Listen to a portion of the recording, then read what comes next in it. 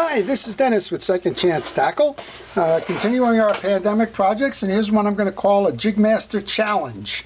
I've been challenged by Ben to put his reel back together again.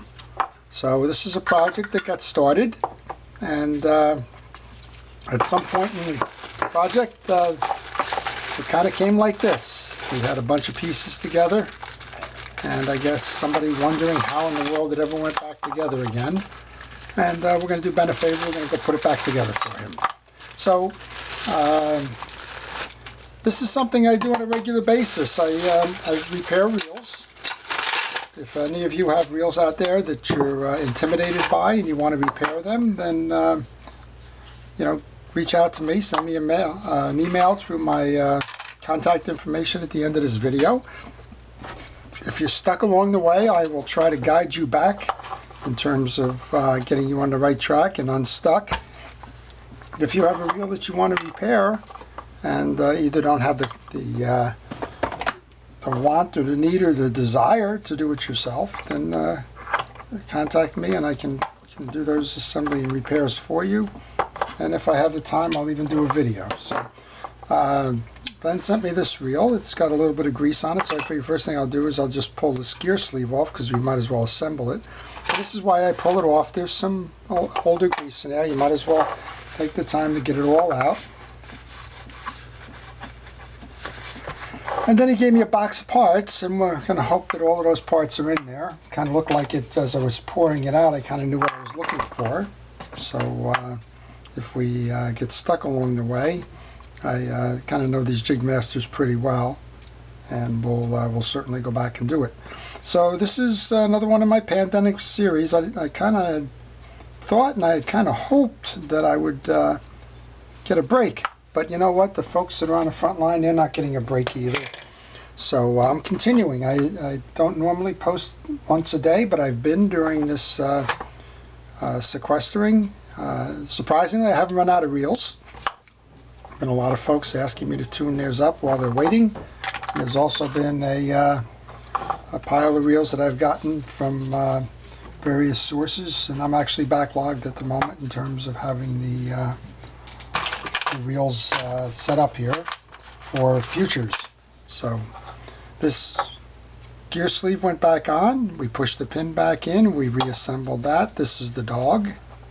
The dog rides there, and just got a question through my email, or on YouTube rather. It said, my bridge, my dog, is making a clicking noise. Is that okay?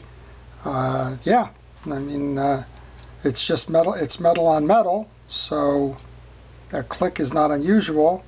And then, of course, the follow-up comment was, well, some don't click, or you don't hear it as much on the clicking. The spring needs to go in a little bit more. And that's for a number of reasons. So the most, this is going to make a liar out of me, isn't it? The most common cause for it not making a loud click is that there's grease buildup in the on the ratchet itself, and so it's kind of muting the click. But it's perfectly natural to go do that. All right, I'm done clicking for the purpose of answering that question, and that will hold in place. All right, next up then would be the hard washer. That's usually on the back of the gear sleeve, and it is. Looks like we have new washers in here. I'm going to go ahead and put some grease on that, some dry grease. I prefer dry grease. I also get that too. Do you have to put dry grease on? No, you don't. And the other question becomes, can I use real grease, like the Penn Precision Real Grease, as opposed to the Cal's Universal Grease? And the answer is yes. And so here's the deal. The whole idea behind the dry grease is to keep the fabrics flexible and to help them resist tear and wear. If you don't use the grease, they can wear sooner. So I just put a light coat on. I wipe off the excess. If you're following at home, the middle gear, the middle metal washer is always the eared one. They fit in the slots. Here's the last of these. And actually, I saw one the other day. It came in on a 320. I think Steve sent it in. And it had actually separated. So you want to put the grease on. It's a preventative step. It's not that expensive. There you go. Now we're working again, and the dog didn't even fly off. All right. Checking the teeth, making sure that they're all good. I kind of got ahead of myself a little bit there. I'm just assuming that the reel was working before it came apart. So let's just get this back together, jump to conclusions, but let's make sure that we've got the grease in there. Drop of oil on the dog post there. I don't like to put grease there because if it dries up, then your anti-reverse dog kind of gets stuck a little bit. All right, we have the side plate bearing. Put some oil in that, or you can put grease in it. I'll put oil in it right now. That goes in. So we did have this reel completely apart. So it's sort of like a jigsaw puzzle. It was something to do during a pandemic. I hope all of you are staying safe. I hope you're all listening to the authorities and taking the appropriate precautions to, keep your social distance. And even with the warm weather and that now with fishing, please make sure that you maintain the distances that we're supposed to be doing and act accordingly. And that way they won't close our beaches down when too many people act irresponsibly. Okay, so we just put the springs in for the yoke. I'm going to put a little bit of grease up top here on the eccentric. That seems to be working fine. Seems to be the only part that wasn't taken out of this. Here's the yoke. The yoke is clean. Let's go ahead and just put a little bit of grease on that on both sides so that the gear can work. Here's your pinion gear, or spool gear as I call it sometimes. Put some grease on that. I'm going to load that into here. Press down, and then we can load the jack. And then put it on backwards. There you go. All right, and that's your assembly for the jack. And we simply take the bridge assembly, press down on the yoke assembly again, kind of work that pinion gear through.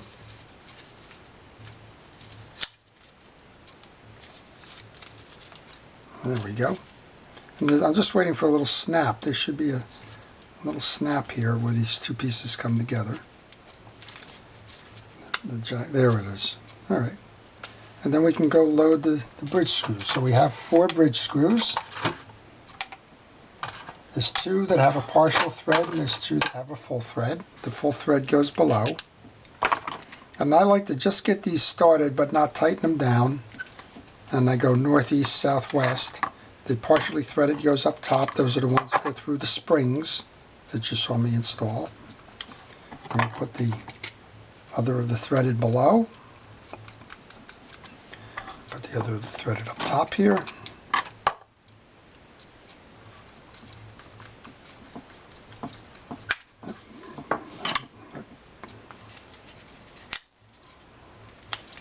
So that's why I don't tighten these down yet. We're a little bit off on the one, so I'm going to use my pick to make sure that I have a straight shot through. Folks have asked me about that pick. I think I've explained it a couple of times. It's nothing special. It's not a tool you'll even find on a shelf. It's the bottom end of an electronic circuit tester from an automobile application. The circuit tester broke, but me being me, salvaged the pick, and it actually works perfect for what I do. Here we go. There's your assembly working properly. We have the ferrule sleeve. We have the star adjuster.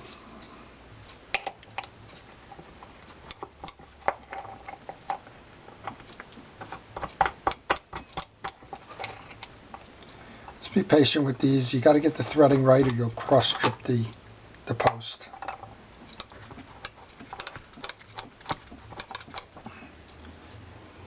See if I can get the handle to hold that top there. There we go.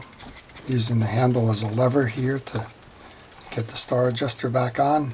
A little bit of build up here, so I'm just going to use a piece of steel wool to see what I can do in terms of cleaning that up. It's cleaning up nicely. It's a salt spray, there's no question about it, so I'm sure where Ben is. He's been ocean fishing. He's not far from where my shop is. I'll put it back and clean that up as well. Nice shiny handle now. Go put that back on. Grab the handle screw.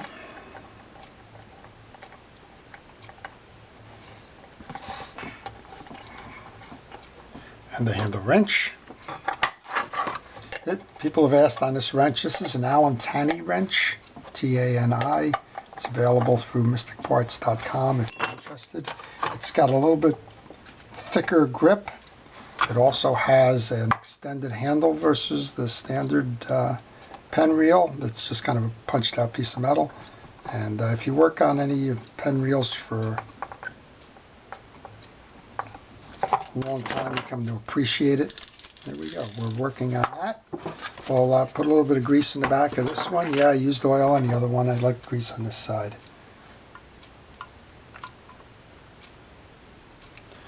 Grab the spool, which is nice and clean. Actually put a little bit of grease on the back end of that. Spool in. Actually, I think he's shining his posts up a little bit too with that steel wool. The steel wool's 4-0 steel wool. Just be careful if you're doing too much of this, because you don't want the shavings, the pieces to fall out, the dust getting into the mechanics of this. All right, last part then before we test then is a little bit of grease onto the spool shaft. And we lock that in. Now in this case we have the screw which has come out of the little holder here. It doesn't mean that you can't use it. You can. And just press down and tighten it up. Now a lot of captains on their vessels, they don't like these screws at all. They pull them. So normally it doesn't fall out of the case, but here it does. And because it's fallen out, I'm just kind of tightening it a little bit more with the pliers. There we go. Ready to go fishing again. So challenge accepted. Reel put back together again. Nice, clean, good performer. And ready to go fishing again. So there you go. Penn JigMaster 500 from baggy to back on the boat and fishing. So I hope you've enjoyed that. Lessons learned: if you take a reel apart, keep all of those parts together. I like to use that parts tray to do this. That way, even if you get stuck and you have to resort to asking somebody for help, at least you know all the pieces and parts are there. So this is Dennis with Second Chance Tackle. Thank you for watching. This is the pandemic. Remember, I'm providing a no-charge service of your favorite fishing reel if you happen to be a first responder, if you're in medical and fire, police, if you're involved in the prison systems, if you're involved in EMT, any of that stuff. Send me your favorite reel during the month of May and I will service that at no cost to you. So with that, I hope you've enjoyed this. This is Dennis with Second Chance Tackle. Thank you for watching.